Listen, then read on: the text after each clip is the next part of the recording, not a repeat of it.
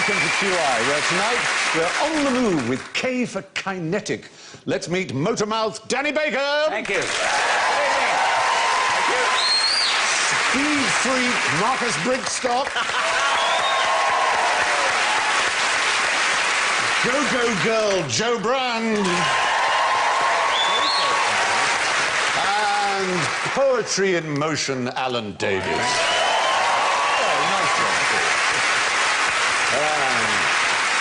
Let's hear your beats, bruvs. Danny goes. Yeah! Too late for me today. Marcus goes. Joe goes. And Alan goes.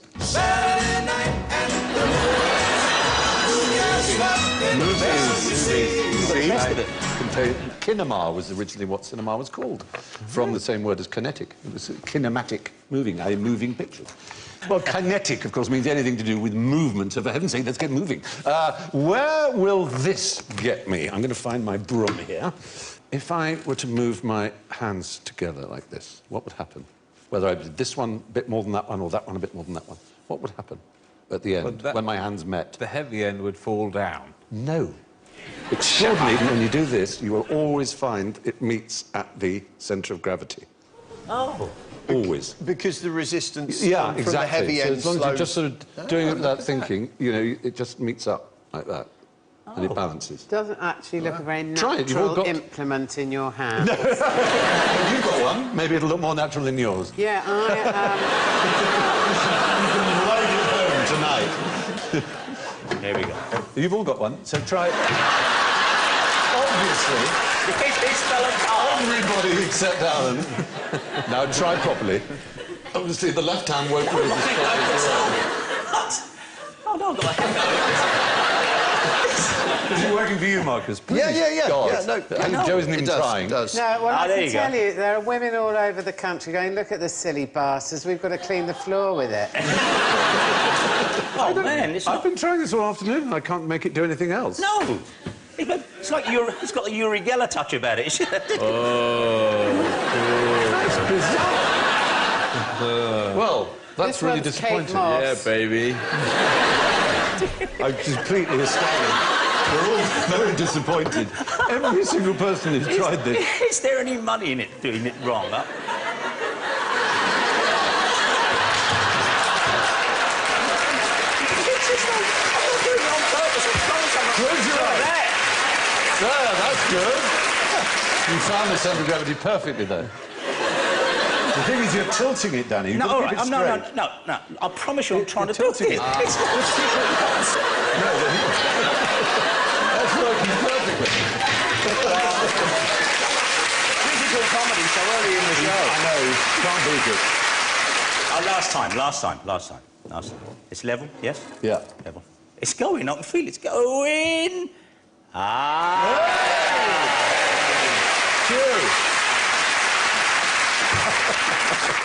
Human And error. this, now that's interesting. Why do you think you can balance it with the centre of gravity so high?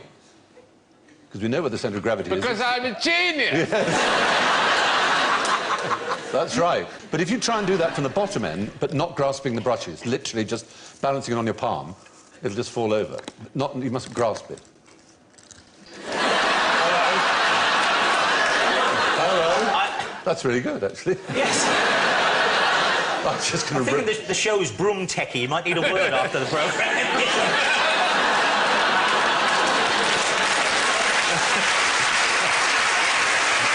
Wow. Thank you very much, my science elves, for all your moments of inertia and your centres of mass. This game's brilliant because you don't need to be clever. It just needs a variety of room-related tricks. Well, centre of gravity is the issue there, isn't it? Yeah. Discovered by Archimedes, supposedly. Did anyone hear him speak, Archimedes? Was it just a... It did sound as if it was coming through dense undergrowth. It's a man in the bushes. No, it's me. Behind you, there's a man in the bush. No, it's true, it's me speaking. Anyway, listen, the idea is that you will always find the centre of gravity of a broom as you zoom your hands together. Try it at home. Jesus God. So, now, here's a tricky bit of maths for you on a centre of gravity-related theme. I'm 6 foot 4.5 feet tall and weigh... Oh, Christ. I thought I had every copy of that collected. Attack of the 50-foot Stephen. Anyway, yes, nice. I am 6 foot 4.5 inches tall, and I weigh a little bit over 14 stone, between 14 stone and something more than 14 stone. So, how much would I weigh if I was 44,000 miles tall? Keeping the same ratios and proportions, isn't it? Yeah, yeah. How much would I weigh? Oh. Well, there'd come a point where the top part of your extraordinary body would no longer be affected by Earth's gravity, so you'd weigh a bit less than one might expect, but still a fair amount, I would think. No, I'd actually be weightless, because my centre of gravity would be outside... Would be beyond the halfway point. Yeah, would be in orbit. How long would your penis be? It would depend... Strikingly. Grand Canyon would have to worry. It'd be like the Isle of Skye, wouldn't it? You could change the tides. I mean, if you were weightless but lying across the top, then the penis could be affected by gravity whilst you weren't. We've just done the calculations, and my penis would be 3,384 miles long.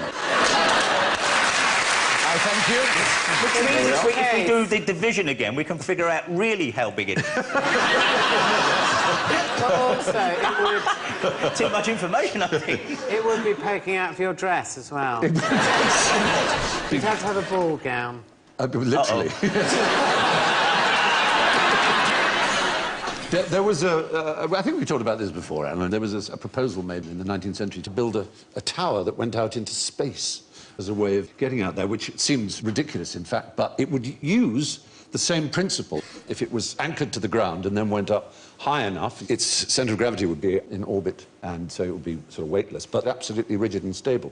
But here's the thing while we're in space. This made me space out about a year ago when I realised that nobody knows which way this planet is up.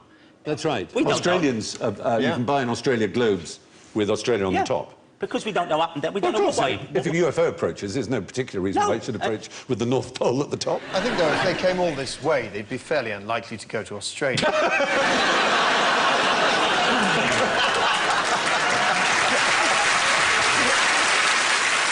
This programme has been raised in Australian Parliament. Yeah? Yeah, someone said, why is the Australian taxpayer, not paying for homemade Australian entertainment, but paying for wall-to-wall bloody Stephen bloody Fry? It's QI all the bloody time. Oops. I apologise. You don't have to watch us. No, we love it that we're so popular in Australia, don't we? Yes. Yeah, exactly. Very nice. How did we get there? I was talking to an astronaut, believe it or not, about 2 months ago. A British astronaut. He's been up 3 times into the station. A very expensive phone call, that It was... Mike Coles, is it? And I mean, just... It makes... Wonderful, yeah, what a life. And he's been up 3 times. And he said the most important thing is, he said, because they're doing repairs on the outside of the craft, and they have to keep listening just for one message. There's no talking backwards and forwards, because they have to say, gentlemen, 2 minutes to sun-up, because there's about 8 different sun-ups as they go around. And he said it's like a nuclear explosion. He said it's the one thing you have to remember. He said visors down every time, because it would... There's nothing to filter it, is There's there? nothing. It would come straight at you, like he said. And also the space suit while we're there. I couldn't help but ask dumb questions. Are they off the peg? Because they all look the same. Or are they, he said no. He said the suit itself costs £35 million. What? They're Each all, one? They're all... Each one I know a is chap tailored... on Jermyn Street that'll do it. Or, you know, you can get them in TK Maxx. I mean, And he said, no, you don't go and pick them up. You are measured for it for about 2 years beforehand. It'd be quite cross if you suddenly stacked a load of weight on just before. I don't know how that would work. We've made it. Sorry, I've been to a wedding, had a hell of a weekend. Good nuggets of fact there. Thank you, Jamie. Now, what's the most interesting thing you can do with a hole, a stick, and a Greek? Yes. Quite a few Greek men I'd like to put in a hole and hit with a stick. From holidays. Oh, no. Do you know the one in the middle? What? Do you know who that is? Greek man? Yeah. No, I didn't go out with a boy. No. As you can tell by the photograph, he's now actually a man. Right. Prince Zorba. Philip. It is Prince Philip. Oh, well done! Just so surprised when you get something right. Phil the Greek. Phil the Greek, exactly. Where's his arms gone? Arms were added later. When he became the Duke of Edinburgh. Well, when they put on a royal coat of arms.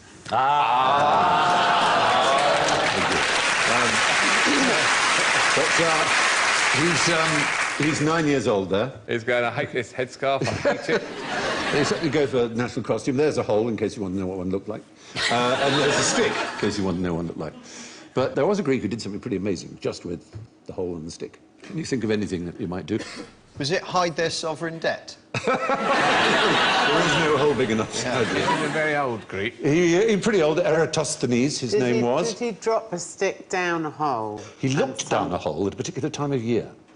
Was it at Christmas? Exact opposite. Christmas is the winter solstice. Right. Summer solstice. OK, if you looked at the bottom of the well at exactly noon on a solstice, he saw no shadows whatsoever. Oh, there you go.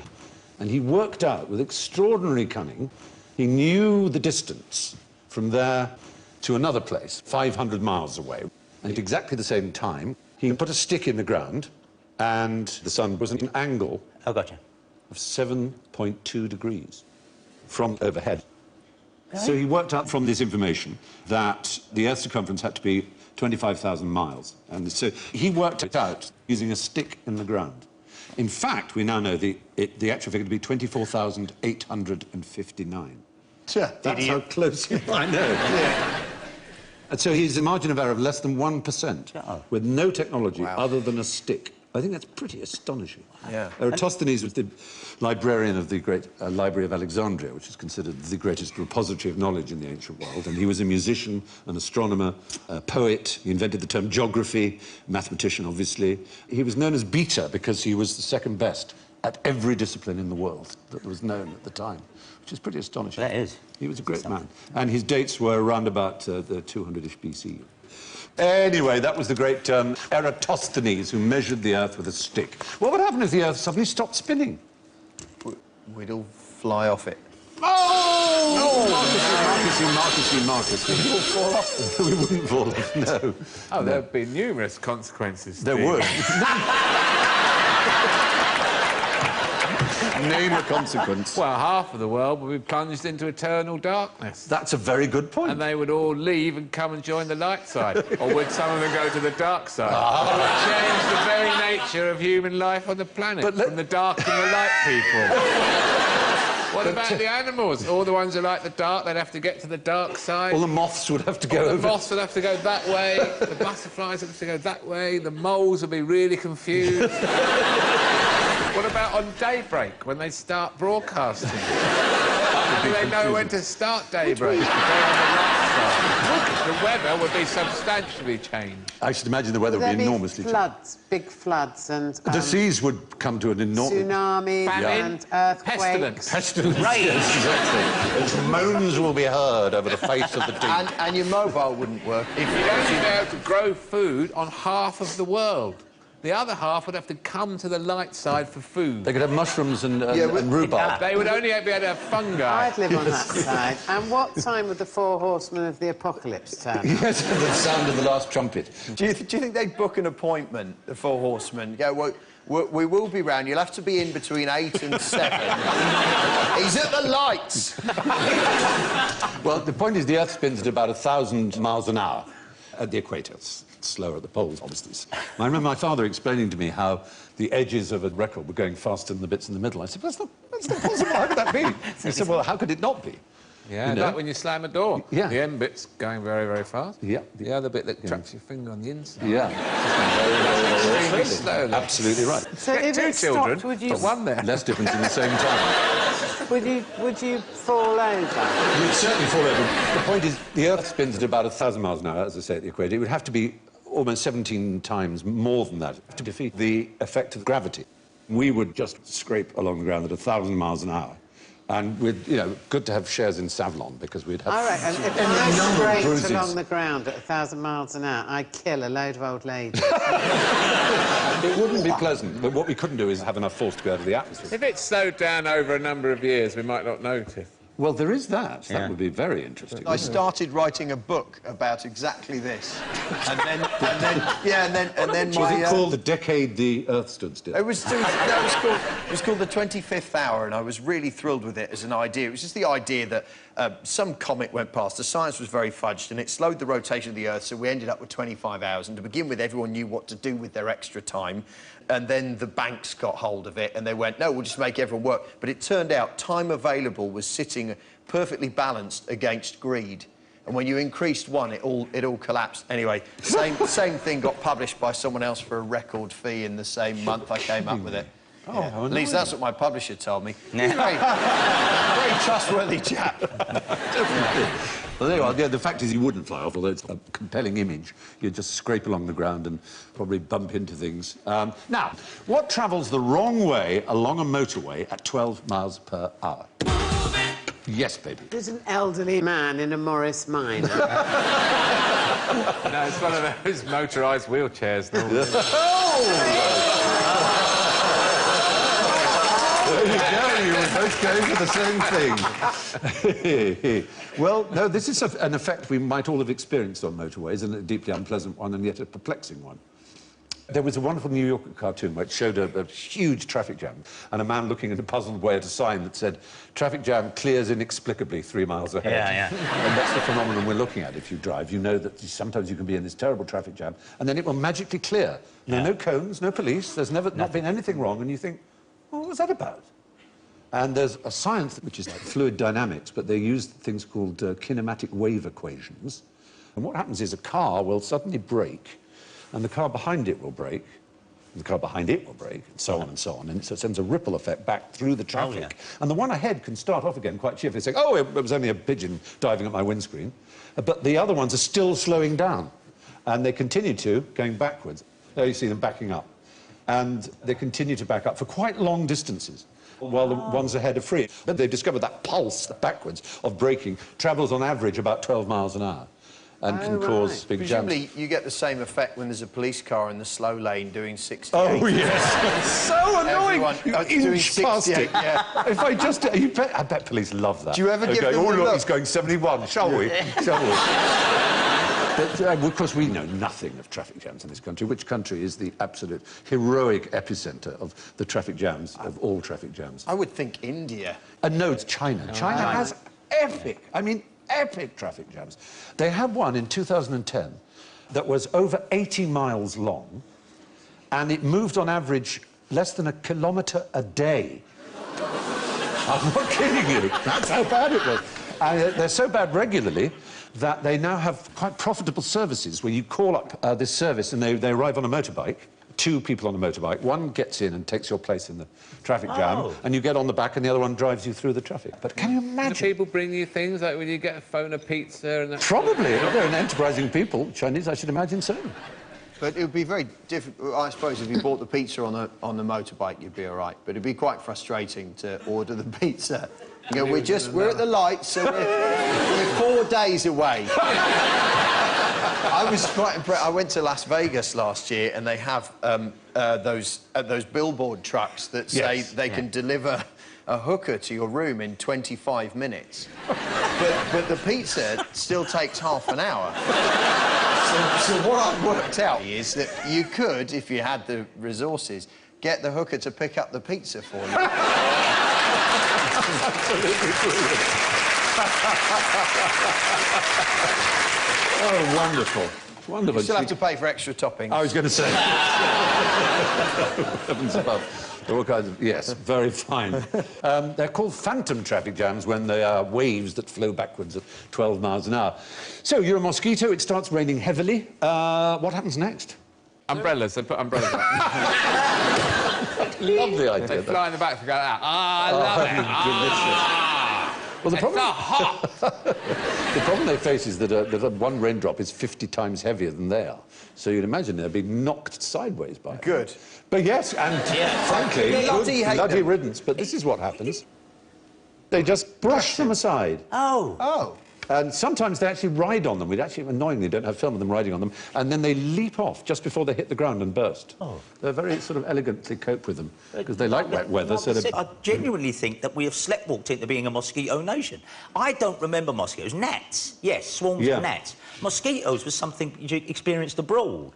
But now, they say there's only one thing guaranteed if you're having a barbecue to keep the mosquitoes away from the food, that's hang a big bag of blood over by the neighbour's house. You'll find they'll always go that way. But I don't remember mosquitoes being in this country, and I think the Daily Mail should look into it. Yes.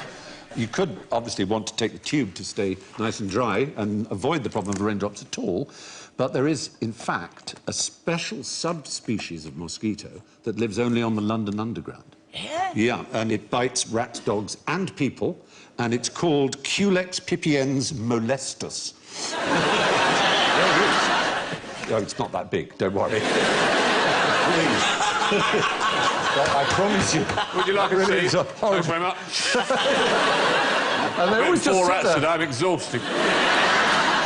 So, if it's raining, is it best to run into the dry or to walk slowly into the dry in order to be less wet? I've just realised how much of my life I've spent when it rains trying to work this out. Going, if I run, am I running into more raindrops? Exactly, that's the or point. if I walk, so what's going to make me wetter? And by the time I've stopped and figured that out, I'm drenched. Yes! You run, but you run sideways. Ah, you were... In a very narrow shape. You're absolutely on the money here, Alan. Really? Is that right? If you're thin. So there are many, many variables. Pull your tummy in. It's all been thought through by a man So called... fat people get wet. Well, Fat people, Good title for a book. it is. Fat people get wet. Isn't it a... Isn't it a Randy Newman song? But Fat people get wet. Professor Franco Bocci actually wrote a paper in the European Journal of Physics. It's a high-level physics. I love that journal. Yeah, it's one of the... I mean, obviously, it was so semi-jokey, but it covered all the points you've made. It recommends that if the rain is falling straight down or being blown towards you by the wind, you should run as fast as you can until you reach shelter. If the wind is behind you, you should try and match the speed of the wind. If the wind is from the side, fat people should run as fast as they can. Whereas very thin people might be better off walking. The math behind it is apparently fiendishly if it's from the complex. side, run as fast as you can. Yeah. It's pretty galling to be in that situation and see a mosquito surfing past. So, now then, do you remember when snails were faster? Yes. Good. Oh. You probably do. You probably do incrementally by such a small amount. The fact is, They're slowing down. Snails are slowing down. It's like that awful joke about the builder who turns round and stamps on a snail and says, that bastard's been following me around all day. Yeah. What about the bloke snowed and knocks on the door and the bloke kicks it up and he goes, throws it away, and then about 2 days later he hears bing bong and he opens the door and the snail goes, what? But they do... Apparently, if you throw them away, they do make their way back to where you flung them from. I'm sure I read that. I'm sure someone painted up... You're thinking of cats? Oh, yes. Yes. I'm thinking grandparents. Grandparents! No, I'm sure... But you are right about snails. And, of course, they're the easiest animals on Earth to mark, virtually, because of the shell. So some scientists from Chile took the common garden snail, and what they did on each one is they measured their metabolism by the amount of CO2 they emitted at rest. And then they released them into the wild, and then later they went out and found some dead ones and some still living ones. And they found that the size of the snails had no effect on their survival and thriving rates, but the metabolic rate did. The lower the snail's metabolic rate, the greater the chance of survival. It seems that nature is selecting for snails with a slower metabolism, giving it more time to do that kind of thing. Oh, yeah, look at him. That's lazy. That is lazy. I mean, say what you want. Are they slowing down because they've taken up smoking? Is that why they're No, that's a good point. I think it's evolutionary pressure is slowing them down, as it were, selecting them for sleep. I think I read somewhere that they were the first things we farmed. Do you know, I think that rings a bell. I have a feeling they were the first things we farmed because, well, because they're relatively easy to farm. I mean, it's a quiet day for a snail shepherd, you know. I would think, but they found evidence from very, very early man that we'd farmed them. That we farmed them. You're yeah, absolutely right. In fact, we covered this, didn't we? And do you remember Dim Memories? Oh, well, we did. That's what's happened with QI now. You'll have people like me coming and go, I'm sure I heard something. Can't think where the hell it was. So, if you want to catch a snail, there's no hurry. The longer you leave it, the slower it'll be going. Who are Europe's biggest swingers? Germans. The Germans. Oh, dear. Here we go. Could be a long ride. The Dutch. The Dutch. That's an interesting one. Damn and curses.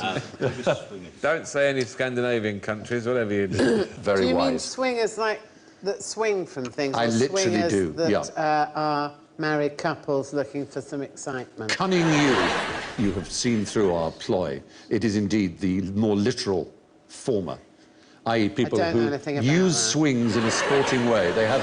I do about the other. Yes. They have a national pastime which is called kiiking or kaiking. K-I-I-K. Hungarians. Oddly enough, it's one of only 2 other countries that has a language which is based on the same language as Hungary. Iceland. No. Finland. No, Finland is one of them. It's Estonia. Bizarrely, yeah. Estonia, Finland and Hungary are part of the Finno-Ugric linguistic I had a family. UKIP leaflet came through the door saying that's how they're going to get in, using big swings. all of them, apparently. The whole lot. They're all just going to swing in. Well, they will take up space in our parks, swinging in a way that we've never seen before. Behold, kiiking. They can swing better than we can, and you'll see something that we thought was impossible when we were children. You start off like that. You haven't got Daddy to push you. He's not going to go round the top, is he? He's not going to go over Is the he? top. Surely he couldn't. Look at that big leg thrusts. Big leg thrusts at just the right moment. Yeah. Hitting the resonance of the pendulum just at the right moment. He's been to see Matilda. Oops. Now he's higher. Come on, baby. There he goes! Yes! Wowza-rooney. And then nearly up then. So, that's the sport.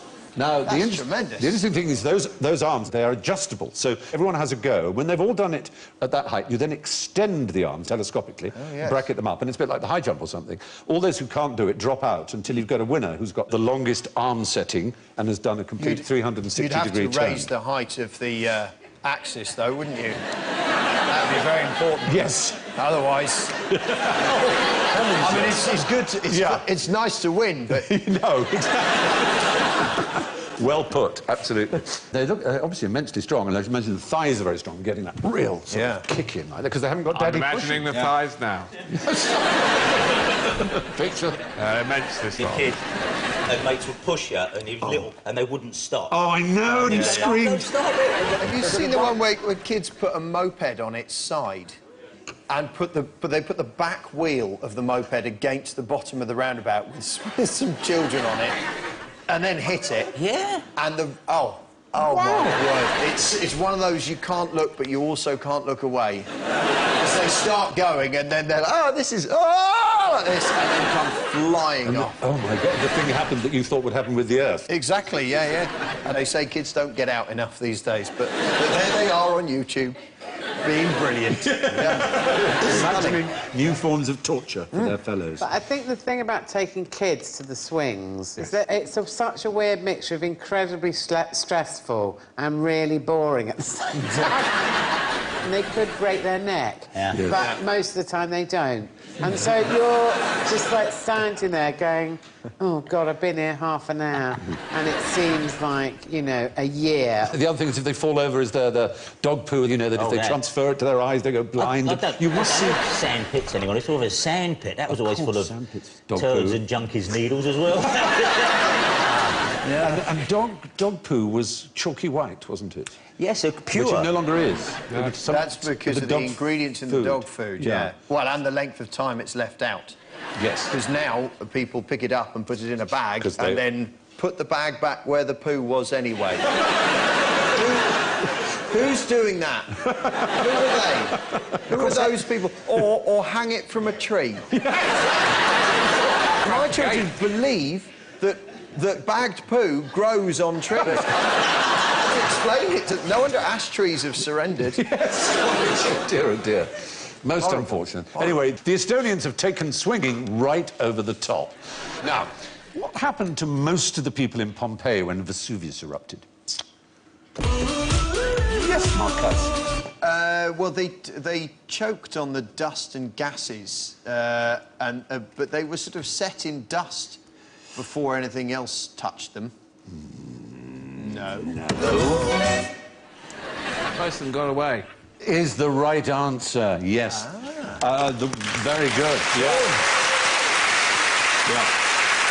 A jolly, encouraging and patronising round of applause to you, No, you're absolutely right, spot on. Estimates are about... Get all my patronising rounds of applause. If you had them all together... Yes. It would probably tilt the Earth off its axis. Around 1,100 bodies were found at Pompeii, but at least 15,000 people, which is 83% of the population, escaped. But we know one person who did not escape, don't we, Alan? Who, out of his natural curiosity, sat down on a chair and tied a pillow to his head with a napkin and watched it and then suffocated. Yes. And his name was your old friend? Pliny. Pliny! Hooray! You love Pliny. It's always Pliny. It's always Pliny. The elder, more... Yes, not his... Pliny the yeah, elder. not Pliny the younger. Ooh, Certainly not Pliny the wise. Yes, but most of the ones you've seen of those bodies frozen, as it were, by the ash, actually had holes in them as their flesh corrupted within. And when they were discovered, it was deemed a neat idea to inject them with plaster of Paris. So almost all the ones you've seen are probably casts, or indeed casts of casts, because there are probably at least a dozen of those around the world in different museums. But they're as, you know, perfect representation. Did you ever see it with the original cast? It was fabulous. Fabulous. Very good. Now then, what's the world's highest waterfall? Let's say has the longest drop. Is it in South America? No. Not Angel Fall. Is it Angel? Oh, no, I've soiled my clean sheet. What a tragedy. It is. Its drop is 11,500 feet. Angel Falls is only 3,212 feet. But you think, well, what is it called then? What's its name? The weird thing is it doesn't have a name. Oh. It's actually underwater. Underwater. Between Greenland and Iceland. Why does it count as a waterfall, though, Because when it there's is... loads of water there anyway? Because it's a huge current of cold water dropping down, and it is a waterfall within Of course, water. in Iceland, all the other water's warm, isn't it? Yeah, well, it's well, By comparison, exactly. very. It's why the ice cap disappearing matters, because the ice cap is incredibly cold water, which is then very dense, and it drops very fast to the ocean bed, which draws warm water up straight past us. If that process stops, then instead of being 2 or 3 degrees warmer and having peach trees on our lawn, we will actually probably sink back into an ice age. You've been talking to David Attenborough. No, I've been there. I went with a research vessel.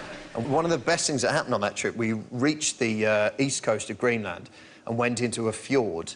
And they wanted to sort of film me floating between icebergs. And I got in this survival suit and got in the sea. And as I was climbing down the ladder, this guy says, oh, there's a seal in the water. And I thought, oh, that's good. It'll make the film really exciting, brilliant. And as I let go of the ladder like this, you can hear him say, oh, no, hang on, that's not a seal, it's a bear. And you can see on this mother bear, mercifully with 2 cubs on her back, otherwise she'd have been a lot quicker, is going across the bay like this, and then she goes in my direction. In my direction. Well, indeed, but that's. I must bring stock my larder. Exactly. That's why she was crossing what would have been a frozen fjord. She was looking for any ice on which she could hunt and feed those cubs, and then we watched her climb a mile or so up and down into the next fjord to find that that one isn't frozen either. God. So, yeah, it's very, very bleak and very beautiful and amazing. But this doesn't have a name, right? No, weirdly, it doesn't. The QI waterfall. The QI waterfall. Yes. The Alan Davis waterfall. The Alan Davis Cascade. That'd be a good name, wouldn't it? Now you're talking. That's a haircut as well, isn't it? Very good. It's also a position. Dear. This... Can't do it anymore, I need support. The unnamed QI waterfall, it carries at least 175 million cubic feet of cold water per second. It's the equivalent of 2,000 Niagaras at peak flow. Whoa. Yeah. So, what's the world's biggest river? And where is it? Is it underwater?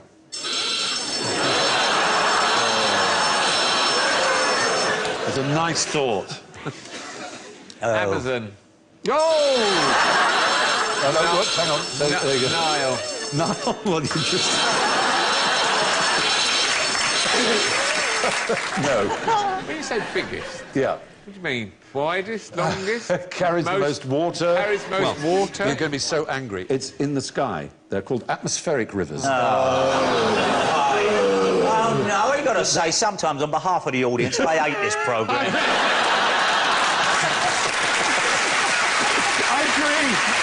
I agree, and I'm really... This is hurting you far more than it hurts me. No, they're known as atmospheric rivers. They're vast ribbons of water vapour moving water around the world. They appear in different places, different times. Are they the 2,000 ones kilometres that long. are perfectly timed to coincide with bank holidays? Yes, that's exactly right. Yeah. They're the ones. 2,000 kilometres long and only a few kilometres wide. But although they cover less than 10% of the globe, 4 or 5 of them contain 90% of all the world's water vapour at one time.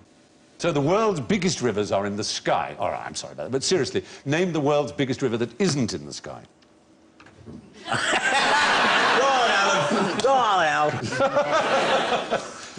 An actual river That this isn't in time. the sky. No, that isn't in the sky. Yes, Is it one of but those still- ones that Alan's mentioned already? Do you think, maybe? No, there is a river under the Amazon called the Rio Hamza, and it is actually bigger than the Amazon itself. It's only discovered in 2011. The Rio Hamza. Exactly. Is it sort of hook shape? A rather sad coincidence, I'm afraid. River hated by the tabloids. Hated by the tabloids. Yes. They collected data from 241 abandoned deep wells, and it runs 6,000 kilometres, like the Amazon above it, but is up to 4 times wider. And that's 200 to 400 kilometres wide. How far down is it? 4 kilometres beneath the Amazon itself. I mean, some people would say it's an aquifer, but it actually flows horizontally like a river. So and it is called Hio, which is river. The things live in it? There's There must be always something, organisms. isn't There's there? No usually. matter how crap a place is, Yeah. Attenborough always goes, even here. Something very stupid Something comes by. has built his house. It doesn't matter. The Muppet. You go anywhere, wouldn't it? The organism Muppet. Yeah. A little light on his head. It's And true. here they are mating. It's absolutely true. So the biggest river that isn't in the sky is underground. So what's the world's biggest animal? Alan. Don't get me started. Oh, it's not... Whatever you say. It's the blue whale. Is the right...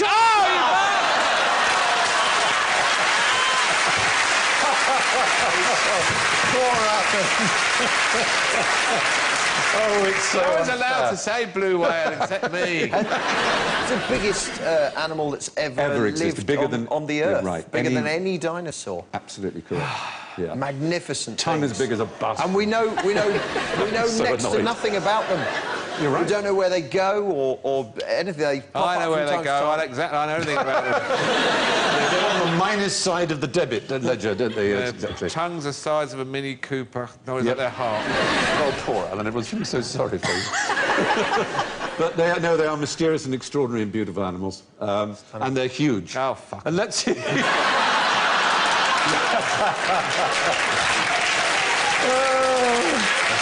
You tried. Preventing me for years. You tried, all I can say. It is, of course, the blue whale. Don't you listen to anything? Now, we're going to end. How can you knock a building down with a feather? And like the Shard, for example.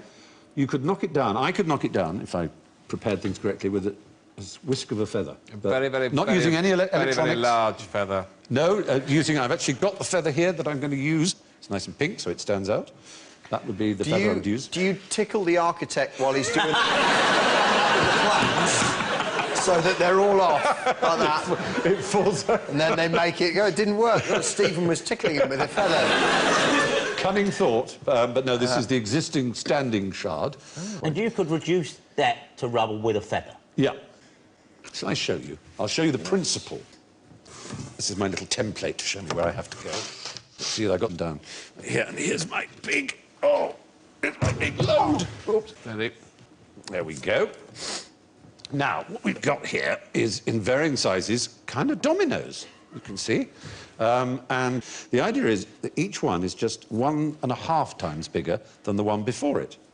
And it may seem like a very little amount, but what we're going to do is make a really loud bang with this. Is that meant to be like the Dominoes, Shard? it's the domino effect. You would aim this at the Shard, yes, and you'd only need 24 of these. Each one just 1.5 times bigger than the one before it. That's the point. You'd only need 24, and the last one would utterly destroy it. It's the exponential increase of mass, just by going 1.5 times bigger. It's all right, it can only fall... Yeah. I've got a splinter off my broom now. Careful. Here we go. We've just made the security services job that much more harder. You can bring down the Shards. Here we go. So you imagine... hijack aircraft anymore. We're going to... QI's giving it away. So you imagine this increasing up to just 24, and you'd start with one movement of a feather, and all the potential energy stored in these and all the mass of them like that, and you just have that effect like, whoa. Wow! There you go. That's pretty good, isn't it? That's brilliant. Bravo. Where did you come by such a camp feather? The awesome thing was, I was asked to choose the colour, and I immediately went, I think this one stands out. It is a lovely feather. There's a bird of paradise somewhere having a very problematic flirting season. We've run out of energy for this week. Let's see the movement on the scoreboard. And, oh, my word, isn't it fantastic? Clear winner, I want to say, as always, because he's so brilliant, it's Danny Baker with +8. Thank you very much.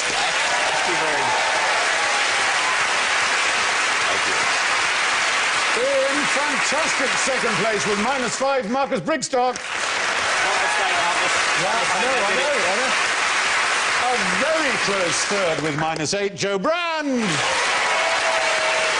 must have -40 something. Poor wee soul with -56 in 4th place. It's Alan Lewis.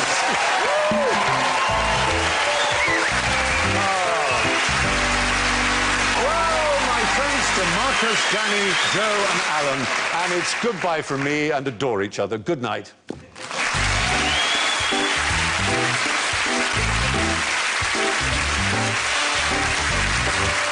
Sarah Millican, Sean Ryder and Elvis Presley. Never mind Buzz Cox in just a moment on BBC Two, while Roger sells photographs of himself to the media. OK, it's American Dad over on BBC Three now.